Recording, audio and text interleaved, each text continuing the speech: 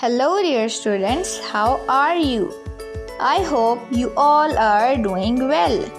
So students, today we will learn about possessive pronouns, his and her. Did you know his is used for male and her is used for the females? Now look at the picture.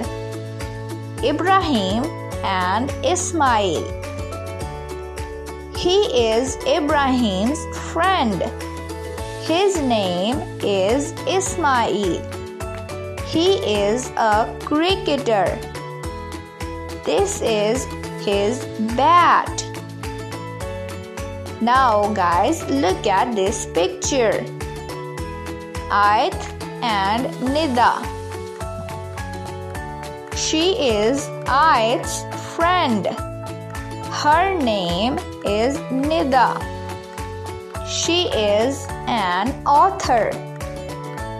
This is her book. Now, let's have a little activity.